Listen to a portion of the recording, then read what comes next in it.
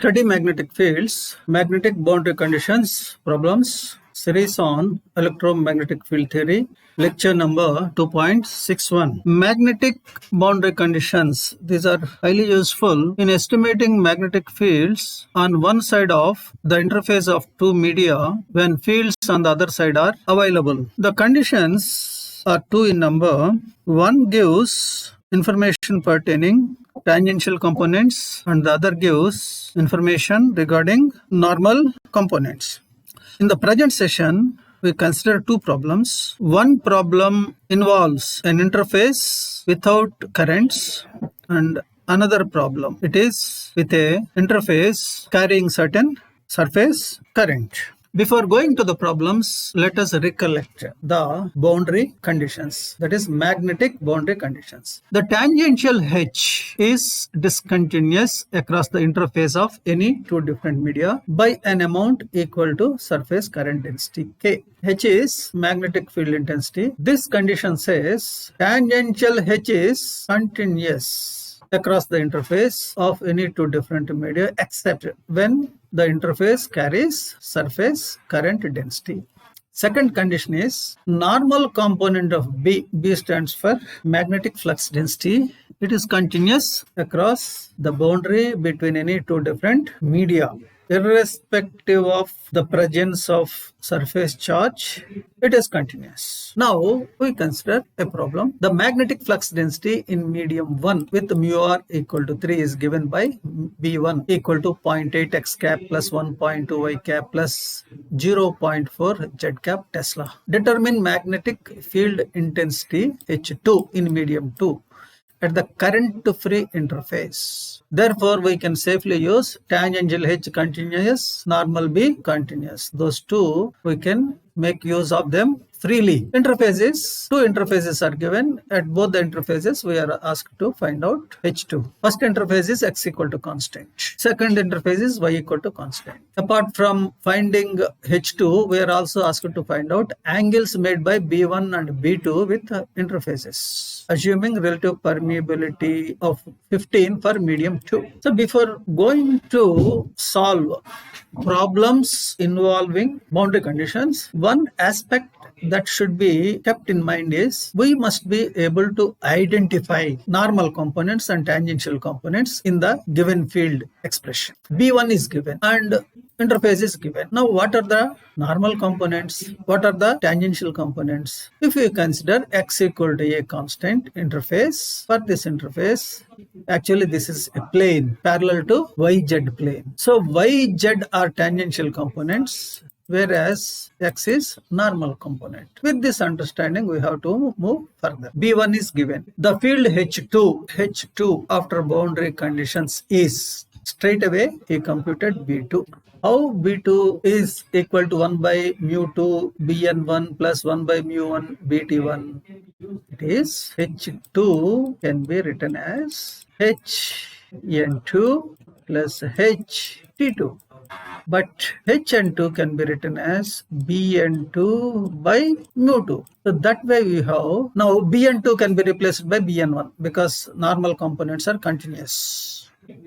So Bn2 in place of Bn2, Bn1, Bn1 by mu2. So first part gives you Bn2 by mu1. In the same way, Ht2 tangential components are continuous. Therefore, Ht2 can be written as Ht1.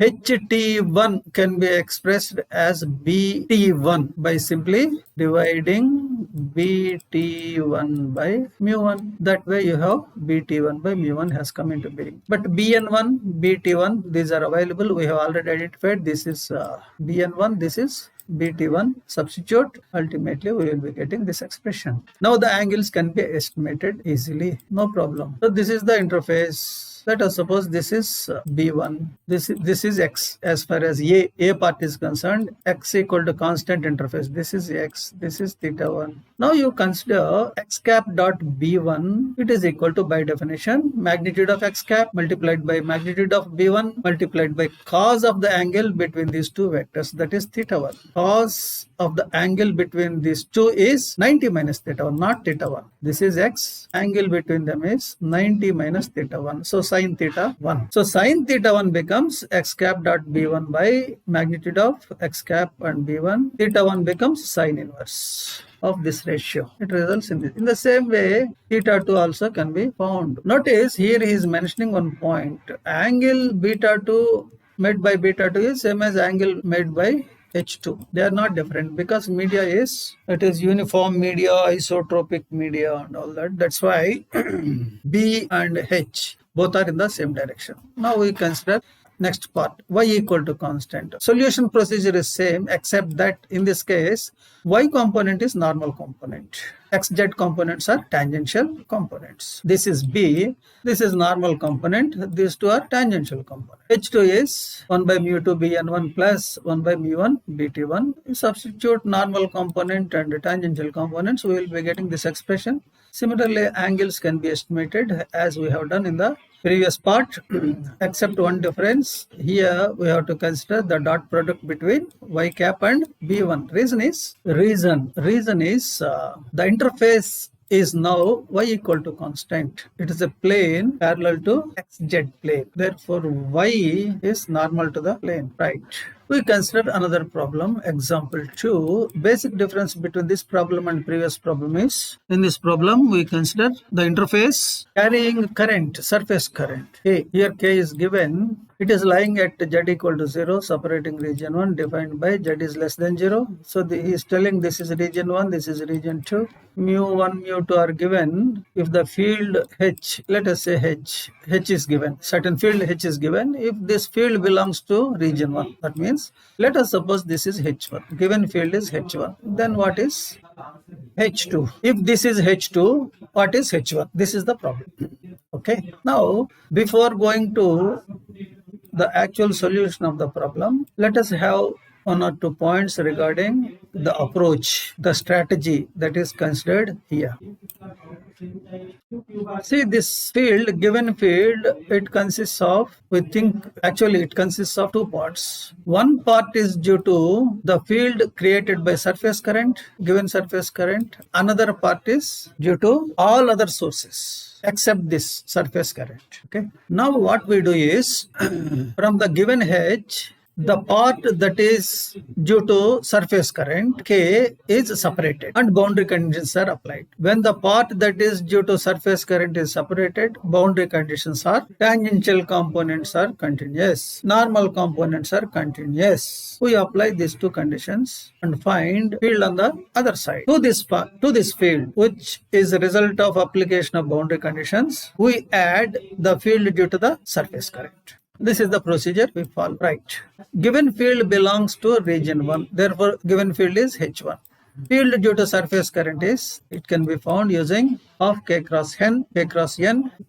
K is available. N. Region 1. Where is region 1? This is the region 1. So, N is into region 1. Therefore, it is minus Z. So, it gives H prime. Now, the field, total field minus field due to surface current. That becomes H1 minus H prime. This is given field, total field, minus field due to current. It gives 6.5 x cap 3y cap plus 3z cap amperes per meter. Of course, B1 can be computed within no time using B equal to mu H or B1 equal to mu1 H1. Now we apply boundary conditions. What boundary conditions we are going to apply? Normal component of flux density is continuous. Tangential component of magnetic field intensity is continuous. These conditions we apply to find H2 is Bn1 by mu2 plus 1 by mu1 Bt1. How this thing has come? We have seen in the previous problem. Again, if you want, I can show H2 equal to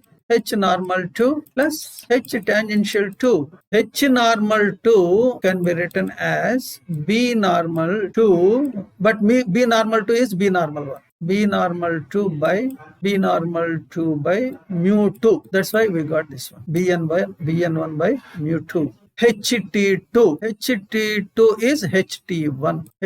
Tangential components are continuous. HT1 can be written as BT1 by mu1. So that's why we got this. BN1, BT1, these are now available. B1 is available. So Bn1, Bt1 can be identified and substituted. Ultimately, we will be getting H2. Note the H1 here, the H2 here. These are fields on either side of the interface. These are the fields that are sources other than surface current density. So H2 is field in region 2 due to all sources except or other than surface current density. If you want total field H2, then you have to add field due to source also, surface current also. Surface current gives half K cross N cap in region 2. Here N cap is positive Z direction, positive Z.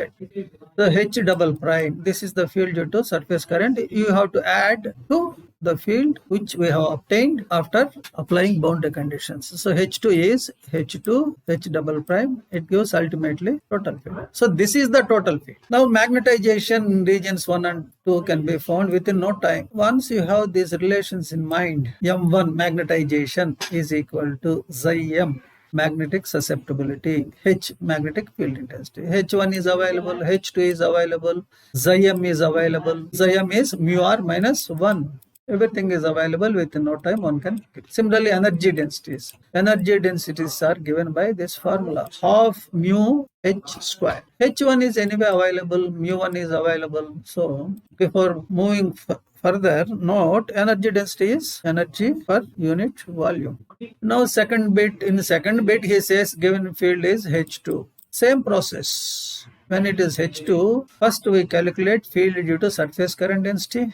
It is given by half K cross N. Here N is, note, we have considered plus Z. Reason is field in region 2. Region 2 means above, direction is upwards, positive Z. So this is the total field. If you subtract from this total field due to surface current, you have the field due to all other sources. If you multiply with mu2, you will be getting flux density. Now we apply boundary conditions to these part fields. H1 equal to 1 by mu1 Bn2 plus 1 by mu2 B22. This relation we have used in the previous part of this problem, so it doesn't require explanation. Again, substituting Bn2 Bt2. B2 is available, Bn2 Bt2. We will be getting the result. Now, whatever that is obtained right now, it is the field due to all sources except surface current density. The field due to surface current density in region 1 is this one, of K cross N cap. Here we have used minus J. Therefore, if you want total field in region 1, you have to add the field due to surface current plus the field that has been obtained after applying boundary conditions. So this is the total field. Of course, magnetization and energy density, they can be calculated as is done in the previous part of the problem. These are some of the things which I want to share with you regarding applications of magnetic field boundary conditions. To estimate fields on one side when fields on the other side of the interface is available.